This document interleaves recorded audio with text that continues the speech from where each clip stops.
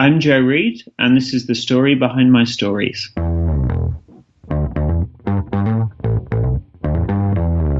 You're listening to the Author Stories Podcast, bringing you the story behind the stories and the storytellers. Margaret White, Terry Brooks, Sheena Kamal, Matthew Quick, J.T. Ellison, Walt D. Williams, Brad Thor, Corey, Dr. O, Brandon Sanderson, Robin Mom, Ernest Klein, Jim Butcher, Sherwin Harris. Visit hankgarner.com for archives of all the shows. Today's guest is Joe Reed.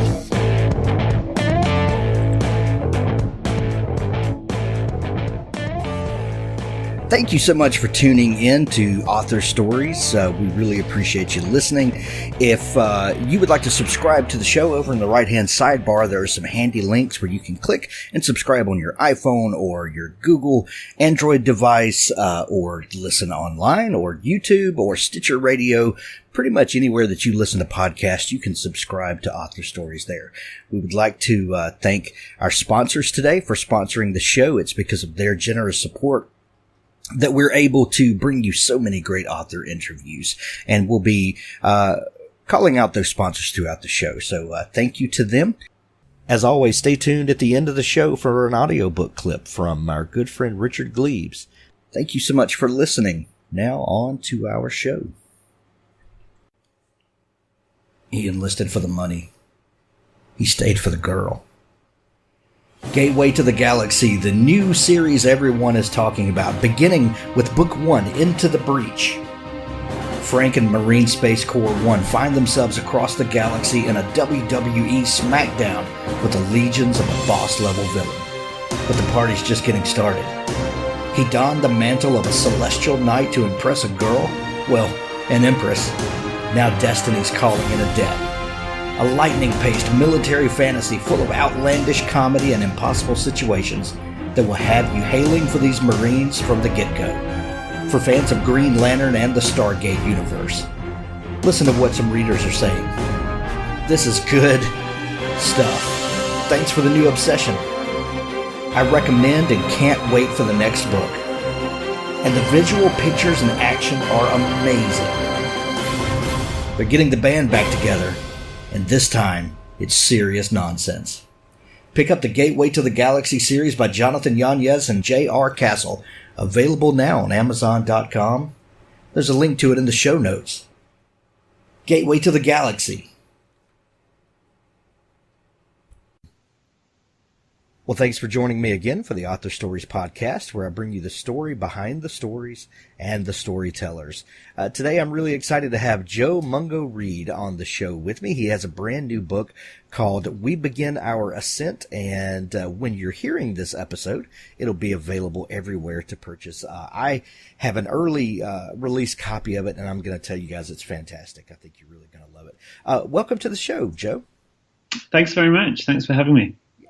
Joe, I'm excited to have you. Like I said, I've been reading the book, and it's really fantastic. It's really different, something that I haven't read much of. So excited to talk to you. But before we can do that, we begin each show with the same question, and that question is, what is your first memory of wanting to be a writer or storyteller? Well, the unusual thing for me is that writing is, in a sense, quite the family business. So my great-grandmother was a writer. She was called Joan Grant, and she wrote a number of novels. And then my mum, when I was growing up, was the director of the Cheltenham Literary Festival. So it's something I grew up with her organising that. I grew up with my dad helping out the festival and going to pick, say, Kurt Vonnegut up from the airport and driving him to Cheltenham. So in a sense, I think my parents would have been disappointed if I'd not wanted to be a writer. I mean, it's not rebellion. You know, if I'd said I want to be a doctor or a lawyer, they would have said, what are you doing? But no, being a writer was fine. I went to an MFA program with many other people who felt like they were completely betraying their parents' high aspirations for them, but not me. But actually coming down to wanting to write, I think I reached it in my early 20s, because actually before then it was what my parents did. So it was not cool. So I think at university I really found the pleasure in writing short stories when I should have been writing my coursework, and went from there. I listened to a podcast interview a while back. I think it was Mark Maron's podcast, and he had Bradley Whitford, the actor, probably most famous for his role in The West Wing, and a lot of other things. But they were talking about this idea of early formative years, and that Bradley loved theater, and that his parents had a very kind of hands-off attitude about things, and encouraged him, but weren't overly encouraging. They just, that's what he's into, good for you, go have fun. And he said that if his parents would have been vigorous in their encouragement, he would have gone and done something else, because, oh my God, who wants to do what your parents encourage you to do? And I my experience is the exact opposite. I've heard from so many people that little bit of encouragement is what fuels them forever. I don't buy that at all. That everyone has to have some rebellion in their life to be happy. And I love that you're carrying on the family business. That's amazing. Yeah, I feel like it's a sort of middle way. I think for my parents, I think my mum, when I was a teenager, for a period of that time, I just read soccer magazines, and I think she was banging her head off the table thinking, when is he going to grow out of this?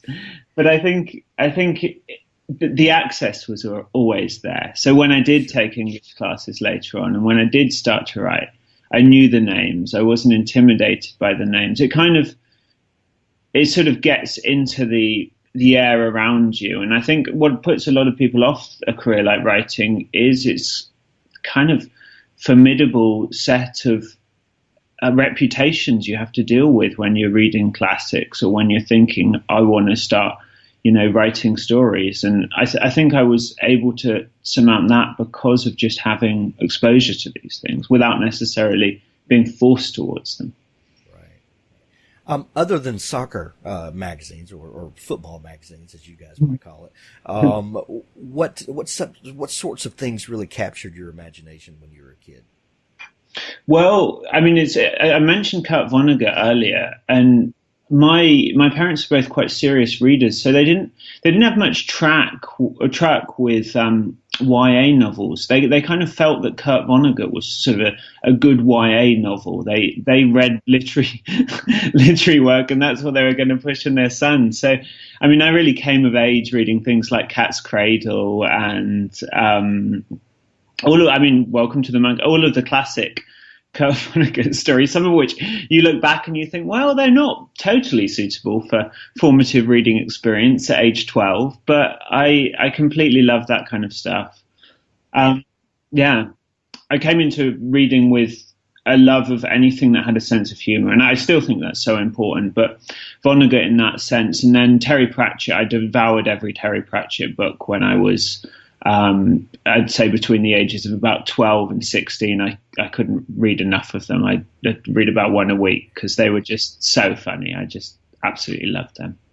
Well, I think Terry Pratchett should be mandatory reading for adolescents, especially, because once you reach a certain age, I think, and I'm not saying that Terry Pratchett is YA necessarily, but I think once you reach a certain age where you kind of become jaded, I think Pratchett loses a little bit of the magic. I think you need to have that. You need to be open to it to really appreciate it.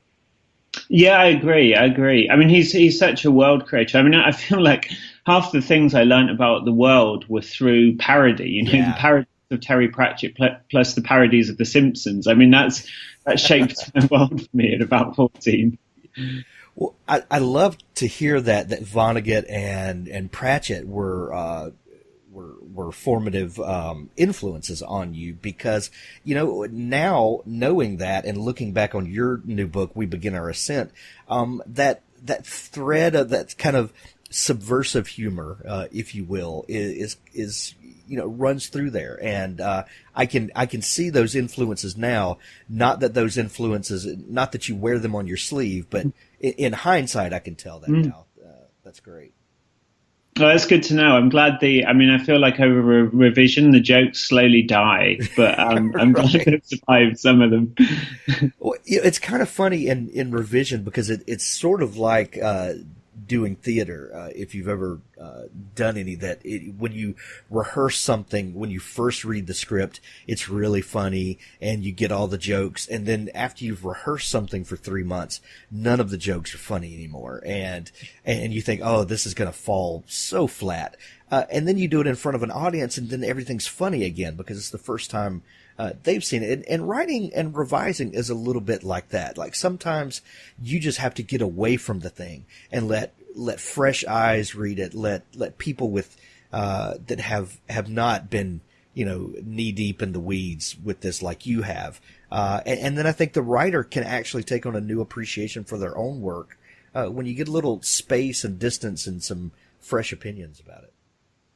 I couldn't agree enough. I mean, I revised this book extensively, and yeah, it's been wonderful that we're now entering the publication phase, and I haven't actually read it cover to cover for at least 2 months. It's been a wonderful feeling.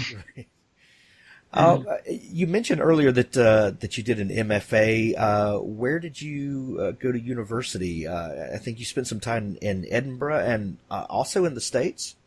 Yeah, so my MFA was in Syracuse. Okay. So yeah, it was wonderful. I'd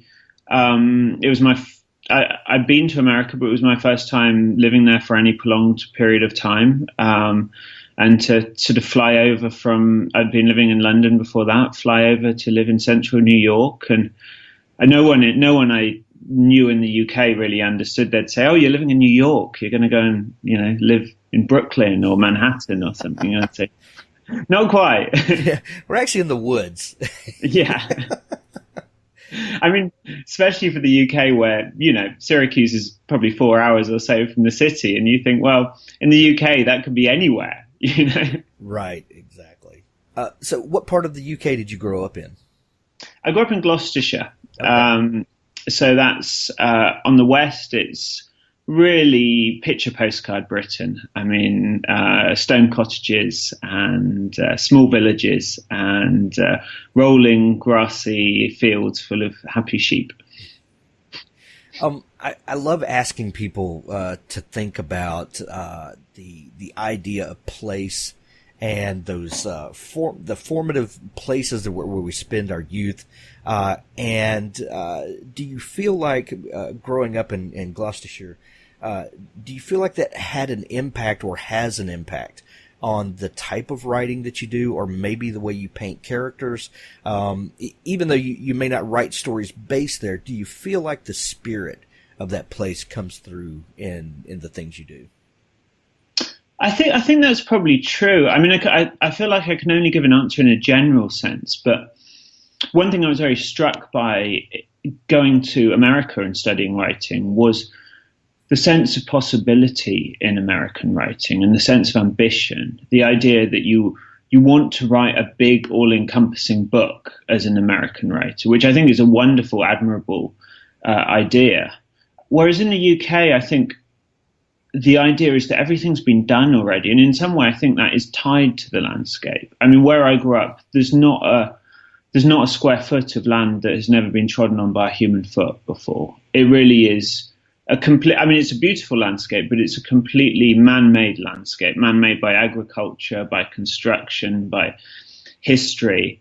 And I think British writing, we have more of a sense that we're living in the shadow of forebears, really, and that we're trying to make the best of what we've inherited. And I think in some ways that's good. That's situates us historically. In some ways that can diminish our ambition, I think, because we think, well, we had Shakespeare. What more do we need to do? True. I had this great conversation with Joe Abercrombie several months ago, and we talked about the idea that a lot of American writers, and well, Americans in general, but American writers, we have this romantic view of the UK and Europe in general, but the UK specifically, and because you do have such a long, rich history, and the idea that that the civilization has been there for 1,000 years, and you have this deep history, whereas we as Americans, have a very shallow history. You know, our country is only 250 or so years old, and we can a lot of us can trace our roots back to the founding of the nation, and so Joe talked about being British, that he wrote an epic fantasy novel that is reminiscent of the American West, because of that idea that there's this idea that you can go places that have not been discovered yet and that have not been trodden on by human feet, and it's this real strange juxtaposition that we over here are looking longingly across the pond at you guys, and then sometimes you guys do the same thing with us, and it's really strange, and I think we all come to realize that the grass is not always greener. At the end of the day, we're all telling human stories, and kind of the window dressing of that is a little different, but yeah. No, I agree. I couldn't have said it better. I think we're both kind of desirous of what the other side has, but we should both also appreciate what we have. Exactly. So when did you get your first story published? That would be a couple of years ago. I had a couple of stories published. I had a story published online in a magazine called Gigantic Magazine. It was a very, very short piece. And then a year or so later after that, I had a story in the Virginia Quarterly Review. So those are I haven't actually had stories published that extensively. I've more concentrated on novels in my writing, but I do like stories. I think they require a sharpness that I think is very, very difficult to achieve. Yeah, absolutely. And what genre? We're going to get into We Begin Our Ascent here in just a second. But what genre were you writing then when you had those stories published? I would say a sort of similar genre and tone to We Begin Our Ascent. Yeah, I guess that kind of. I think one of them was first person. I mean, that certain amount of maybe British meanness just sprinkled on top.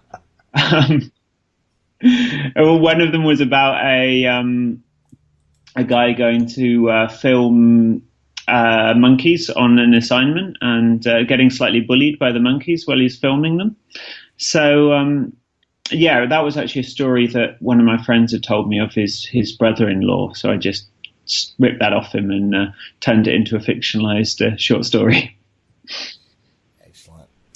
So tell us about this new book. We Begin Our Ascent is a front row seat to the Tour de France and this whole culture of cycling and all of the things that go along with that. Were you enamored with cycling, and do you have any history yourself as a cyclist? I definitely was a fan of cycling. I sort of kept up with it before I embarked on the book, and I mean particularly when I started. So I started this book in 2012, and that was really right the height of total cycling mania in the UK. I mean, Bradley Wiggins had won the Tour de France. He was the first British rider to do so, and the Olympics had happened, and people were just going crazy for cycling in the UK. So it was very omnipresent, and I was definitely an enthusiastic fan. As for racing, I hadn't done a lot when I started the book. As a teenager, I ran. I was a track athlete. I ran the 800 meters. So any insights into training I have comes from doing that rather than actual training for cycle racing. But when I started the book, when I was at Syracuse, actually, I did a season of road racing, partly for fun, partly for fitness, and partly for a bit of information on what it's like to be in a racing peloton. Excellent. Well, 2012, when you began this, that would have been, it still would have been fresh on everyone's mind, the fallout that was happening from Lance Armstrong and that whole group of cyclists who were looking for ways to enhance their performance. And that's not those people specifically, but that those concepts are central to the story here. So what was the genesis for, you said this came about when cycling mania was really going, but how did you start looking into kind of the gray areas of cycling and the need to do anything to succeed? Yeah, you're right to pinpoint the Armstrong scandal and US Postal and all of that, because that was definitely actually my starting point for this book in terms of being interested in the world as potentially a world that could be fictionalized. The detail that really stood out to me when these allegations was first coming about was Tyler Hamilton, who later wrote this in the book he released, revealed in the US Postal team, they called the drug they were using, which is called EPO, as a code name, they called it Edgar Allan Poe, or Edgar for short.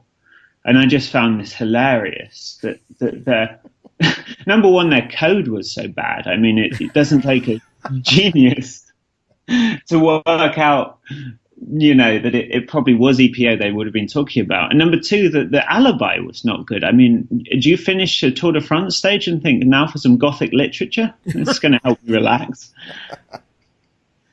So I sort of took that. I think sometimes it sort of goes back actually to our discussion of comic writing. I think sometimes the humorous detail is the one that really cracks open a scene or cracks open one's ability to imagine yourself in these people's shoes. And I felt like before I knew that, I'd sort of viewed them as, slight cheats, really, sort of one-dimensional figures of, ill intent who were bringing this sport into disrepute. But I mean, after that, I sort of thought, they don't know what they're doing. I mean, using this terrible code, they're just sort of young men who have been thrust into this world, and maybe they're not doing the best things they could be, but they're also don't seem to be totally in control of their actions. So that sort of allowed me some fictional space to imagine the motivations they might have had in terms of doing the things they did. Well, it really, I like your description there that, I don't think that most of these people begin with nefarious intentions and, twisting their curly mustache. It really is probably a slippery slope where you give in to one thing and you feel pressure from a sponsor or from, competitors or whatever, and you move the set piece incrementally. And then one day you look back and see that you've moved all the way across the field, when all along you were taking tiny steps. But the cumulative nature of that, is really the downfall. And, so I love that you explored that and the humor that you talked about. Life is full of dark humor, and it's really our coping mechanism, a lot of times that keeps us from just going into complete despair. We as humans tend to joke about the worst things, sometimes, but that helps us cope. And in literature, I think it helps us to bond with those characters more. Yeah, I agree. I mean, I would say never trust a writer who can't tell a good joke. I mean, all the greats can. Exactly. Chekhov started writing comic sketches. I always remind myself of that. Wow. So tell us about the characters in this book. So we know the general idea, but how do you put a human face to this story? I wanted to, I wanted to create a set of characters. So there's the team, and actually in the book we only meet about 6 people who are part of this particular team. We don't meet the actual full contingent of a racing team as you'd have on the Tour de France. So I kept quite a tight focus, but I wanted to have different characters who sort of epitomize different personality types you might find in a racing outfit. So there's sort of one guy who's very, very obsessed, and there's one guy who's maybe a little less obsessed and suffers for it. And my main character, Sol, I think, is actually in the same boat. He has a sense of perspective, which I think undermines his ability to really focus on the task in hand.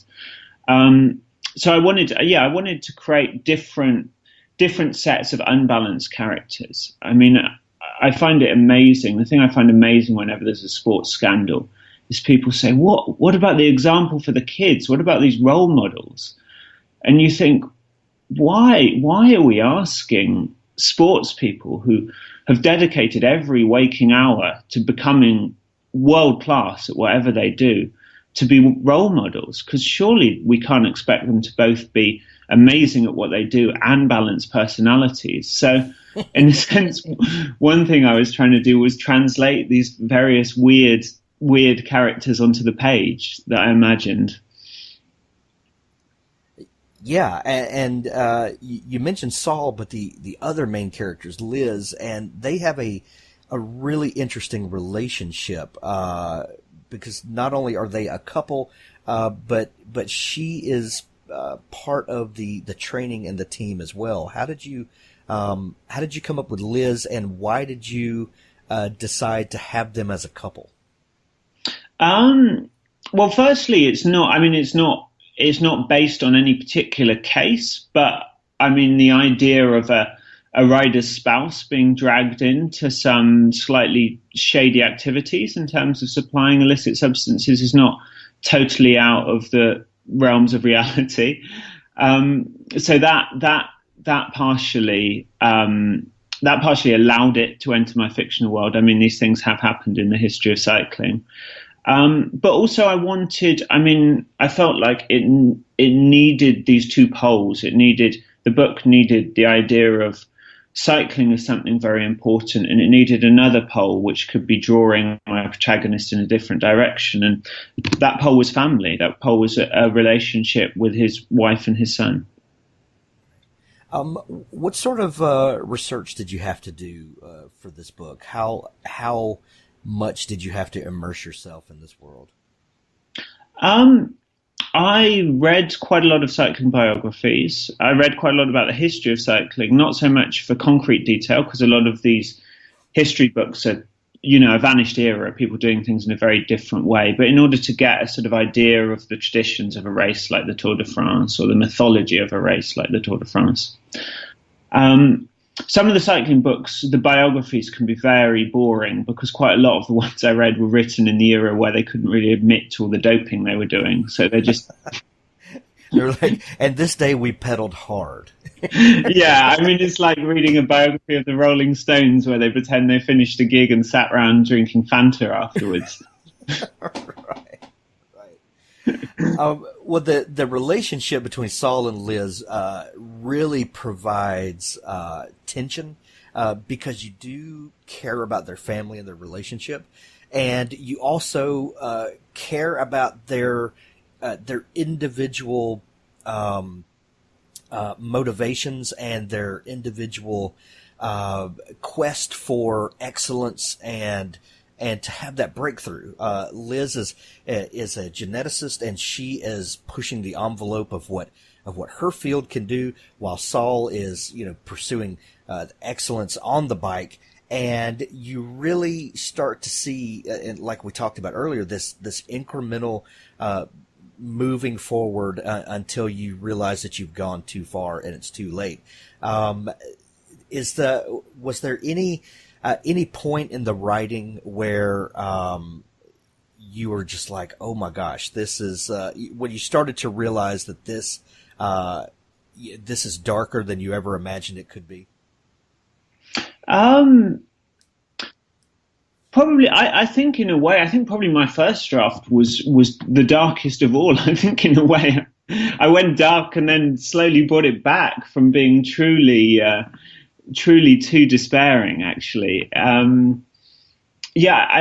think a lot of the redrafting process for me was really getting down what you were just alluding to there, that sense of the progression and of the good intentions that accompanied it all the way through. Because I think my early drafts had the same movement from innocence at the beginning of the book through to jadedness at the end, but not the same charitable sort of narrative view of totally why people would continue to go through these steps with certain amount of good faith.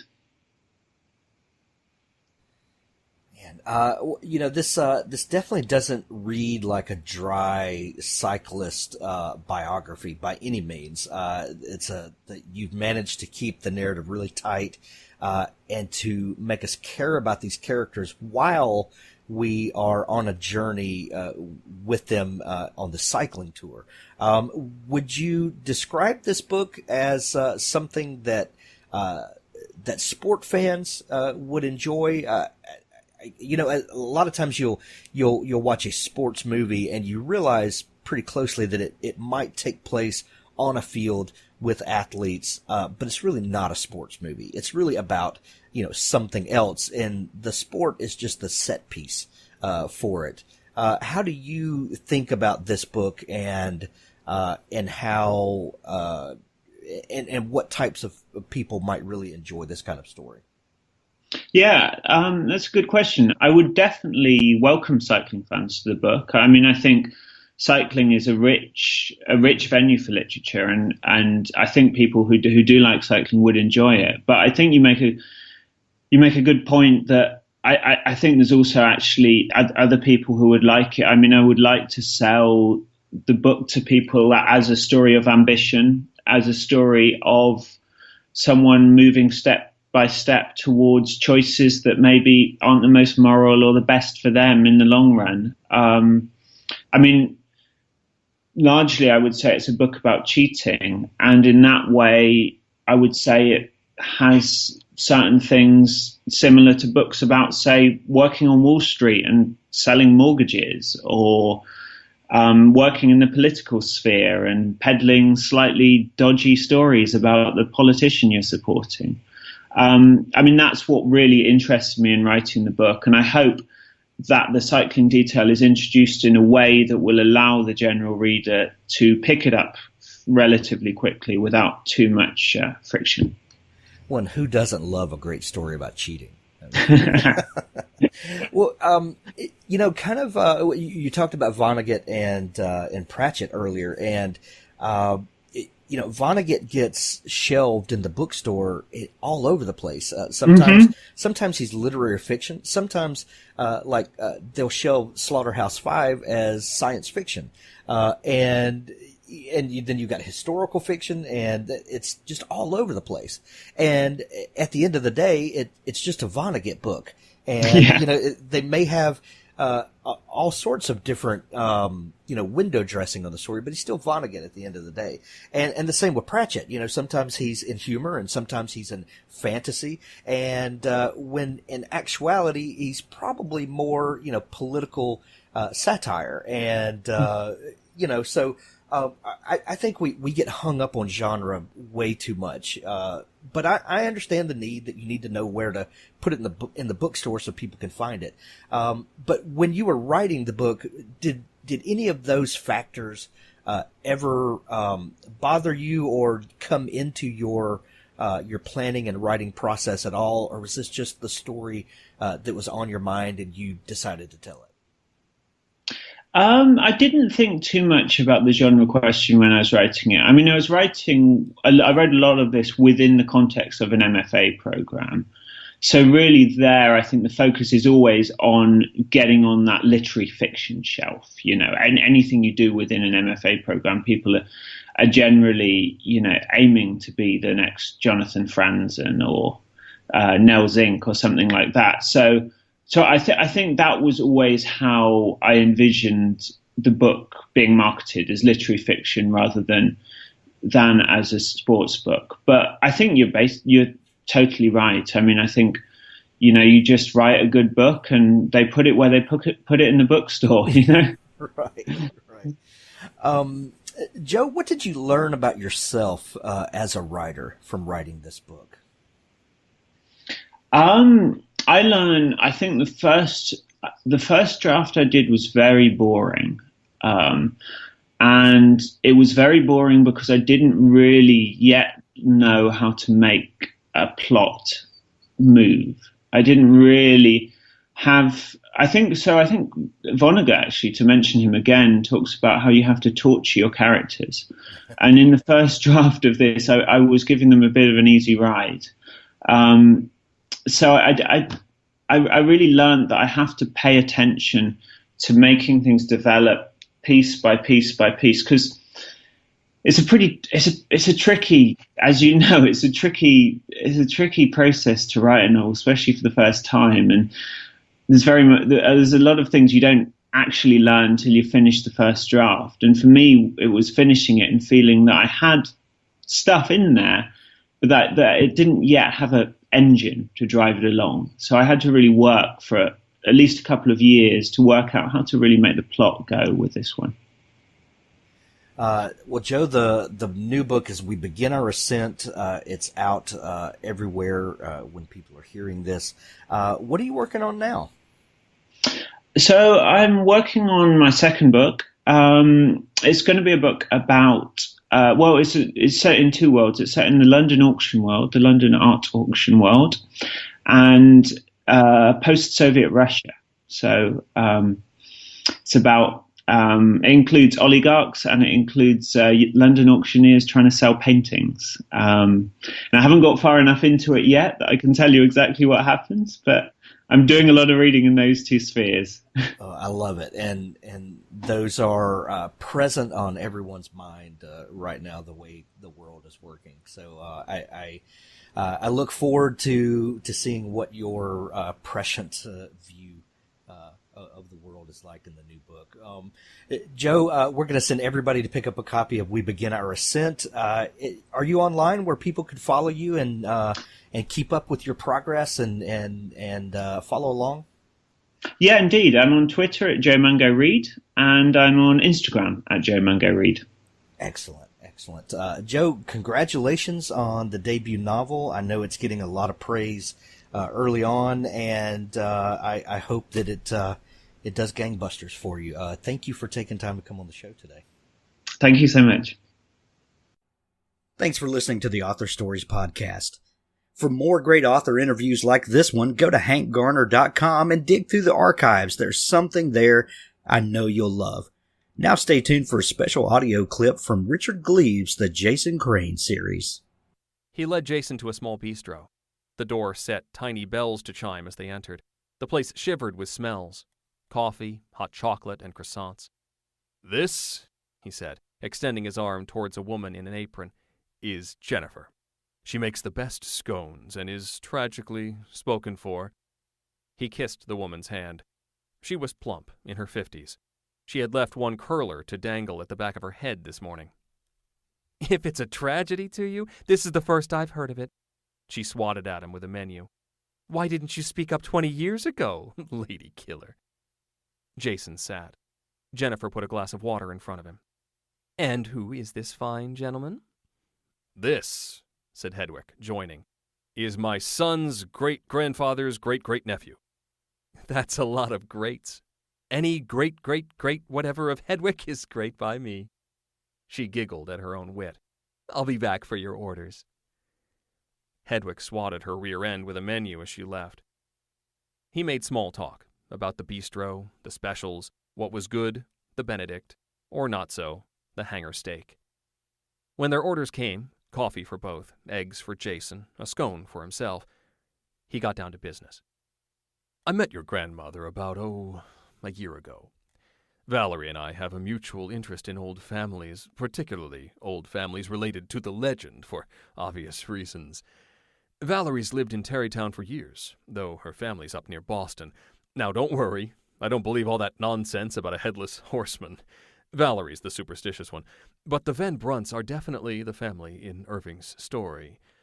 Hermanus Van Brunt and his wife Agatha were farmers in the village back in 1780 or so.